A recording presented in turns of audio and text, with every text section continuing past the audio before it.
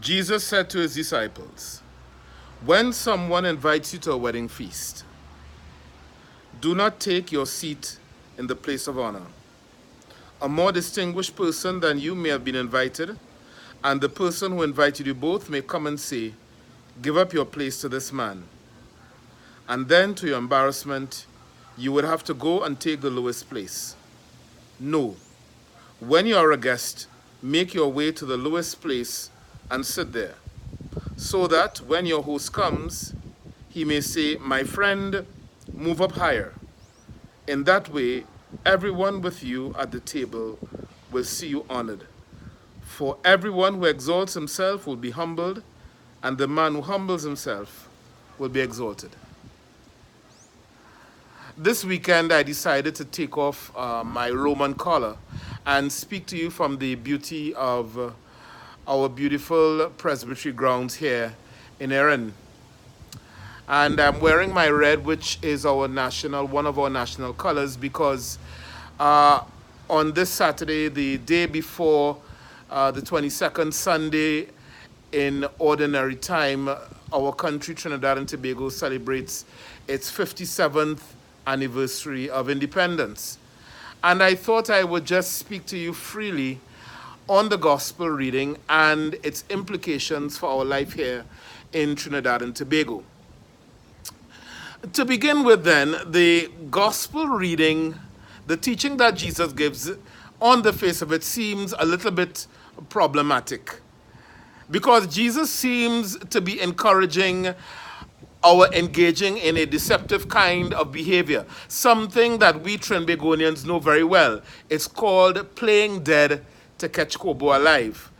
In other words, the person in Jesus's parable takes up a stance of false humility in order that he or she may be honored down the line. But of course, this is far from what Jesus really wants to get across. And I think his point is well made in the final line. Those who exalt themselves will be humbled, and those who humble themselves will be exalted. And therefore, to profitably meditate on this gospel reading this Independence weekend, we can perhaps take a single line out of Jesus' parable. And Jesus says, "No, when you are a guest, make your way to the lowest place and sit there." When you are a guest. And I love that word guest, because the word guest has a lot of resonance in West Indian tradition. It's certainly in Trinidadian tradition.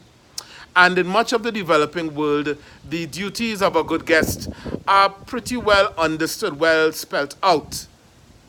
The good guest, above all, treads carefully in the home of the person who invites him or her. The good guest is always extremely tender with the deepest concerns of their host. The good guest takes care neither to harm nor offend the person who invites them. The attitude of the good guest can be compared to the attitude that God invited Moses when he met him on the mountain the first time to take. And that attitude is summed up in that wonderful phrase by Yahweh God, "Take off your shoes, for the place on which you stand is holy ground." And this is precisely the attitude of a good guest. That the good guest respects the mystery of the other. It is always someone who is prepared to take off their shoe, because the place on which they stand is holy ground. And so whether that person is your own spouse, a family member, or a fellow citizen, the good guest realizes that the place on which he or she stands is holy ground. They are always prepared to take off their shoe. And I think that in this simple piece of advice from Jesus' parable, we have a little prescription for all that ails us here in our society in Trinidad and Tobago. Yesterday, I had the privilege of celebrating the funeral mass of a wonderful woman, a 71-year-old nurse who was murdered. And I had to mention during my homily that one of the ironies of this case was that the young man accused of killing her is of the same age of some of the babies that that nurse may have delivered in the course of a long career. What is this if not an example of the appalling lack of respect for human life and dignity here in Trinidad and Tobago in 2019? It is quite clear that in many ways, Trinbagonians have lost respect for the mystery of each other. And if we all had a greater sense of each other's mystery, we would be quite careful with the violence in our language, and more than that, the violence of our bodies towards each other. The Lord, in this gospel reading, invites us to be guests in each other's homes, to take off our shoes, for the places on which we stand are level ground.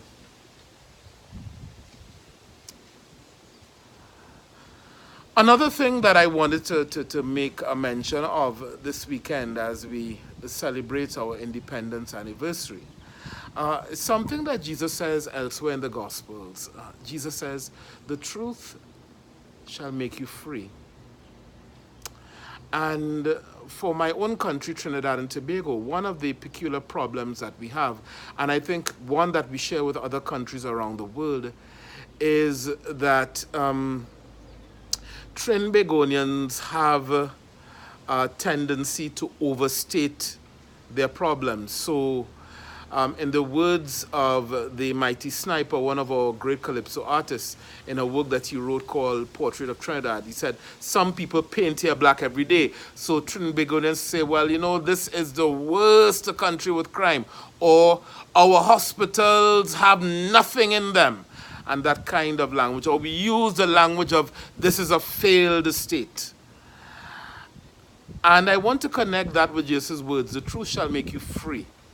And it's important, therefore, in our public conversation as Trinbagonians to tell the truth about our whole country and to not to paint our country black. To tell the truth of Trinidad and Tobago is to recognize, like other nations in the world, our story is the story of sin and grace, of crushing failure and wondrous success.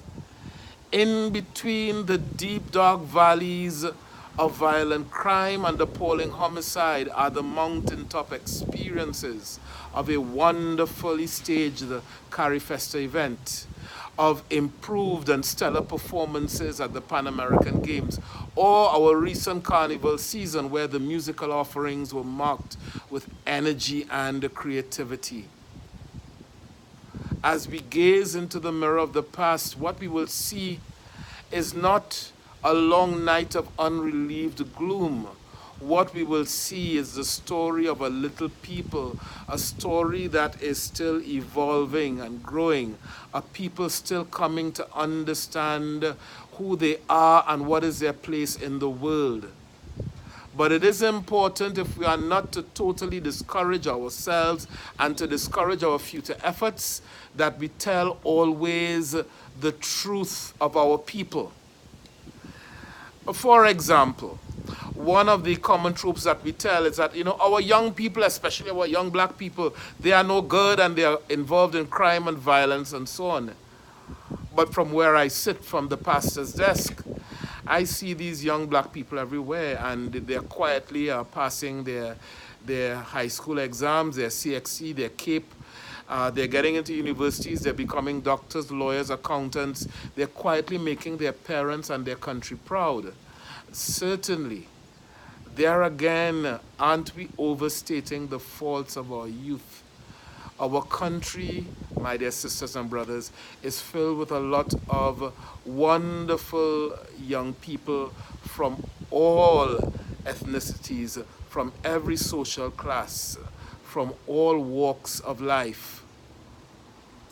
And the Trinidadian experience, therefore, is not reducible to our problems with crime.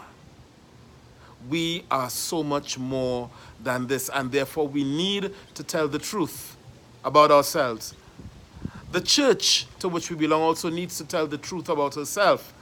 And very often, my brother and sister Catholics live with a kind of false consciousness, you know. So some of us, for example, draw comfort by calling our evangelical sisters and brothers, referring to them as small church. Well, my dear sisters and brothers, I have some news for you. We are not so big anymore ourselves. If the truth be told, as far as the numbers are concerned, we are a struggling and aging institution. And therefore, it is incumbent on all of us Catholics to speak truthfully, to speak charitably, and to speak humbly about ourselves and our Christian sisters and brothers. The church has made tremendous contributions to this society in terms of education, the arts, and so forth. We've contributed leaders from in every sphere of life. But the church has also made historical mistakes. And it is incumbent on us, if we are to serve our people well, to patiently and thoroughly enter into a good process of self-examination so that we may be a sign of God's loving and saving presence in our land. God bless you.